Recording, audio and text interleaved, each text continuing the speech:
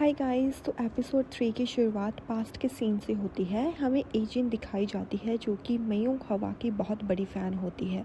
TV पर मयूंग हवा जो भी करती है ना, छोटी एजिन बिल्कुल उसकी कॉपी करती है। एक दिन घर की सफाई करते समय ना उससे गलती से एक फ़ोटो फ्रेम टूट जाता है।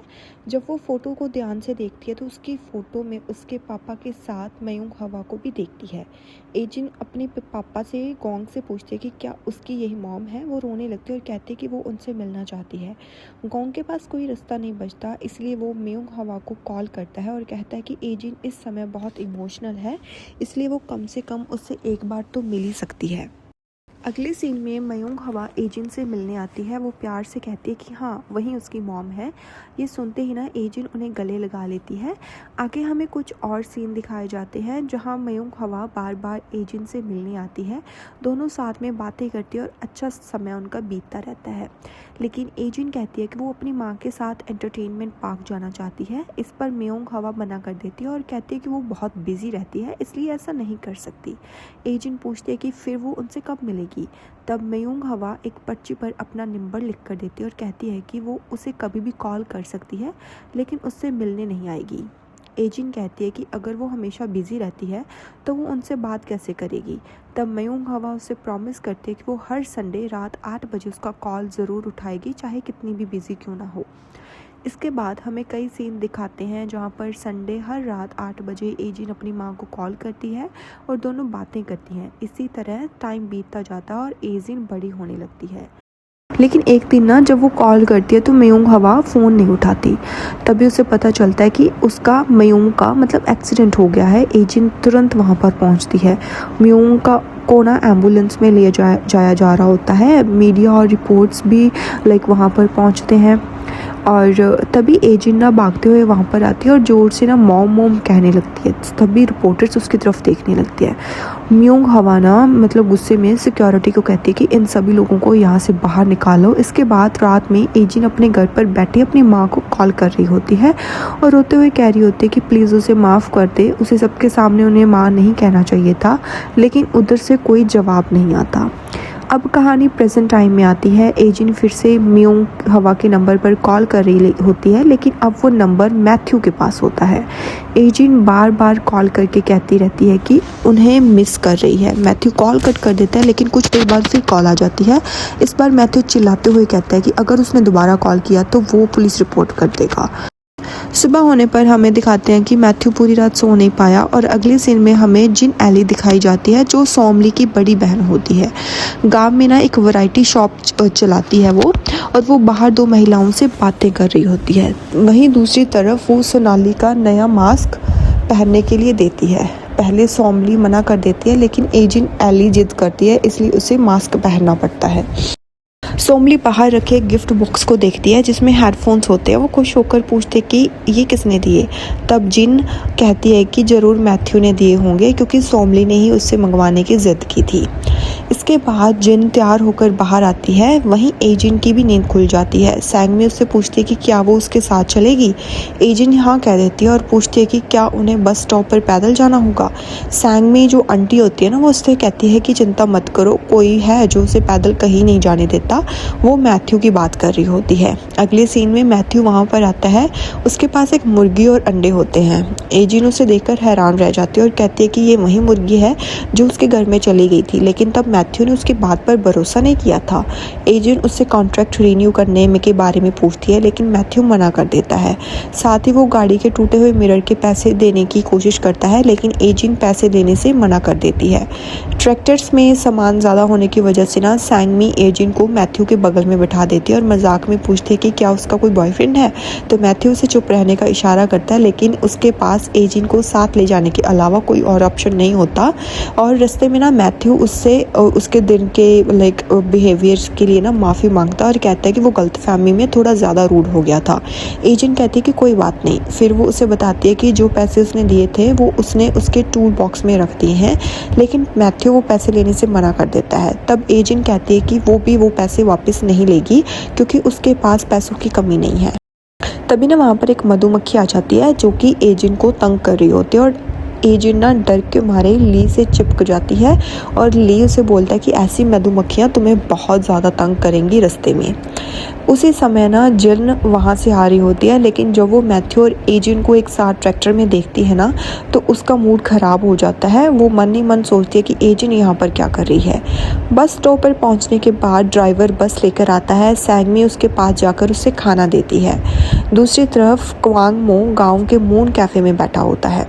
तभी वहाँ कैफ़े की ऑनर एरा आती है। उसे देखते ही क्वांग ना एक्साइटेड हो जाता है। वो कहता है कि वो दोनों बचपन से एक दूसरे को जानते हैं और अब 40 साल के हो चुके हैं। एरा उससे पूछती है कि क्या उसके पास कोई काम नहीं है और क्या उसे पता भी है कि उसके कितने सब्सक्राइबर्स हैं।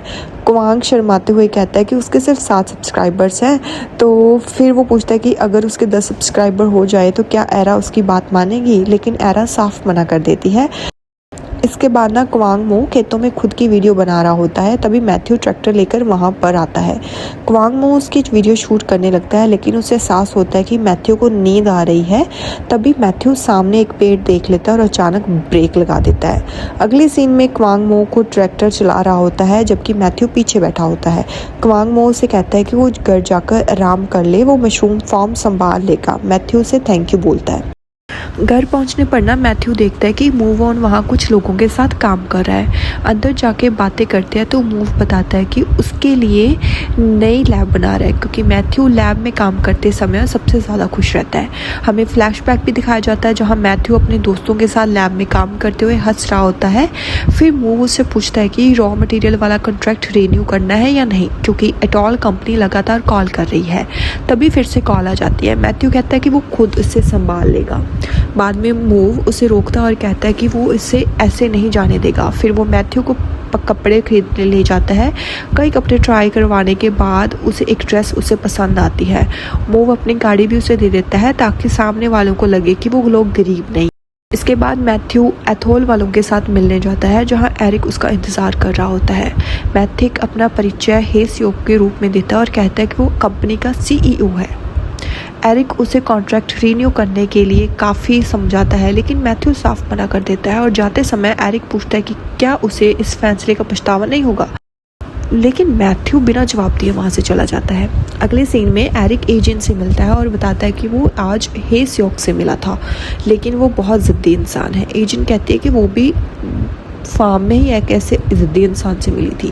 तभी एरिक उससे पूछता है कि क्या वो सच में उसे नहीं पहचानती। एजेंट कहती है कि वो जानती है वो कौन है, लेकिन उस दिन उसकी हालात ठीक नहीं थी, इसलिए उसने अनजान बनने का नाटक किया। एरिक कहता है कि कोई बात नहीं, लेकिन वो जानना चाहता है कि उस दिन आखिर हुआ क्या था। एजेंट बात बदल देती है। उधर मैथ्यू गांव में के बस ड्राइवर के घर के बाहर चावल की बोरियां रखता है। ड्राइवर सब उन्हें देखता है तो उसे सैंगमी द्वारा दिया गया खाना भी मिलता है। उसके अंदर पैसे और एक नोट होता है जिसमें लिखा होता है कि इन पैसों का इस्तेमाल अच्छे काम के लिए करना। अगले दिन ड्राइवर गांव वालों से माफ़ी मांगता है और कहता है कि अब वो समय से बस चलाएगा और किसी को परेशानी नहीं होने देगा। गांव वाले उसकी बात सुनकर खुश हो जाते हैं। मैथ्यू भी वहीं खड़ा होकर ये सब देख रहा होता है और वो भी ऐसे स्माइल सी करने लगता है। उसके बाद एजेंट अपनी कंपनी में लाइव शो कर रही होती है, जहाँ वो कस्टमर्स की प्रॉब्लम्स सुन रही होती है। तभी मैथ्यू कॉल करके शिकायत करता है कि मशीन ठीक से काम नहीं कर रही।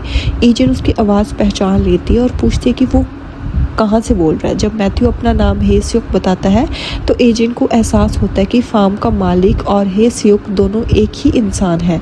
वो तुरंत गांव पहुंच जाती है। रास्ते में वो सोचती रहती है कि शुरुआत में उसने मैथ्यू के साथ कितना ख़राब व्यवहार किया और वो उससे कैसे बात करेगी। मैथ्यू के घर पहुंचकर वो कहती है कि वो कॉल सेंटर एजेंट बनकर आई है, क्योंकि उसने शिकायत की थी कि बाहर टब मशीन काम नहीं कर रही। मैथ्यू उसे अंदर जाने देता है। अंदर जाकर दोनों मशीन चेक करने लगते हैं। दोनों अलग अलग बार टब में बैठते हैं। कुछ देर बाद एजेंट नोटिस करती है कि मैथ्यू को पसीना आने लगता है, लेकिन मैथ्यू बहाना बनाता है कि शायद पानी गिर रहा होगा। एजेंट कहती है कि मशीन बिल्कुल सही काम कर रही है और 20 मिनट बाद इसका असर दिखता है। वो उसकी बाजू ऊपर करने की कोशिश करती है ताकि देख सके कि उसे कितना पसीना आया है या नहीं।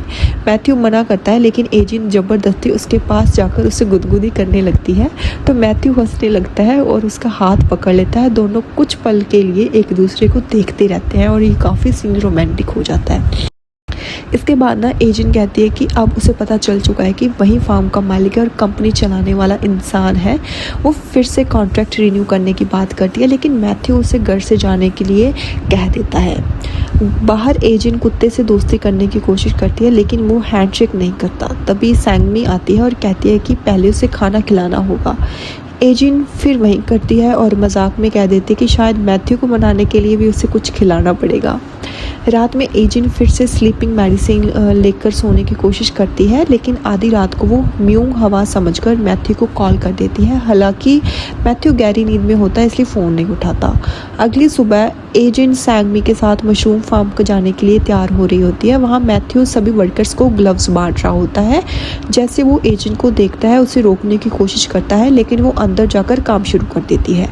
काम खत्म होने के बाद मैथ्यू उसकी तारीफ करता है और कहता है कि उसने अच्छा काम किया। लेकिन जब एजेंट फिर से कॉन्ट्रैक्ट रिन्यू करने की बात करती है तो मैथ्यू मना कर देता है। वो कहता है कि जिसने एक बार भरोसा तोड़ा हो वो उसके साथ दोबारा काम नहीं करता। एजेंट लगातार उसे मनाने की कोशिश करती रहती है। मैथ्यू घर के अंदर जाने की कोशिश करता है, लेकिन एजेंट उसका रास्ता रोक लेती है और दोनों की बहस के दौरान एजेंट पीछे गिर जाती है और उसके हाथ में चोट लग जाती है।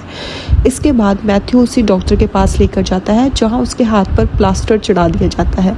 मैथ्यू पूछता है कि क्या वो इस चोट का फ़ायदा उठाकर उसे ब्लैकमेल करेगी, लेकिन एजेंट कहती है कि अगले दिन उसका लाइव ब्रॉडकास्ट है और उसे हर हाल में करना पड़ेगा। रात को मैथ्यू उसका शो देखता है। एजेंट प्लास्टर हटाकर शो कर रही होती है, लेकिन मैथ्यू समझ आता है कि उसे दर्द हो रहा है।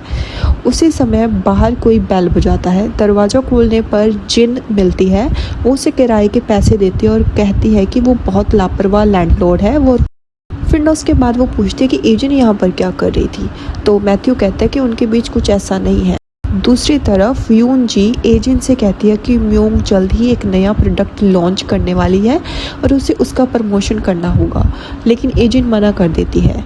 यून जी कहती है कि उसे नहीं लगता लोग वो प्रोडक्ट खरीदेंगे। एजेंट जवाब देती है कि अगर क्वालिटी अच्छी होगी तो लोग खुद खरीदेंगे। इसके बाद एजेंट अपने घर आती है और उसके पिता गोंग मौजूद होता है, तो वो उसे खाना खाने के लिए कहता है, लेकिन एजेंट गुस्से में मना कर देती है। गोंग कहता है कि वो सिर्फ इतना चाहता है कि उसकी बेटी का फ्रिज हमेशा खाने से भरा रहे। एजेंट गुस्से में कहते हैं कि वो हमेशा वही करते हैं जो वो चाहते हैं, क्या उन्होंने कभी सोचा है कि वो क्या चाहती है। इसके बाद वो अपने कमरे में चली जाती है।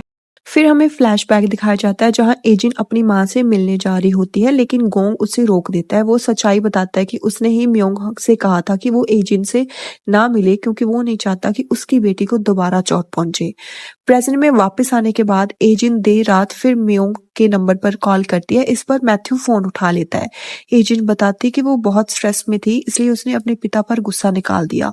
वो अपने लाइव शो के बारे में भी बताती है। मैथ्यू पूछता है कि क्या वो नशे में है और फोन रखने वाला होता है कि तभी कांच टूटने की आवाज आती है। पहले वो इग्नोर कर देता है, लेकिन फिर अचानक घबरा जाता है और वहां जाने के लिए निकल पड़ता है। उधर एजेंट की उंगलियों में कांच लग जाता है और वो नींद की हालात में कन्वीनियंस स्टोर की तरफ निकल जाती है। सड़क पर चलते समय ना उसे सामने से आती गाड़ी दिखाई नहीं देती। कार उससे टकराने ही वाली होती है कि तभी मैथ्यू सही समय पर वहां पर पहुंच जाता है और उसे अपनी तरफ खींच लेता है। अब एजेंट और मैथ्यू एक दूसरे को देख रहे होते हैं और इसी के साथ एपिसोड 3 यहीं पर खत्म हो जाता है। तो गाइस मिलते हैं एपिसोड 4 में, तब तक के लिए बाय बाय।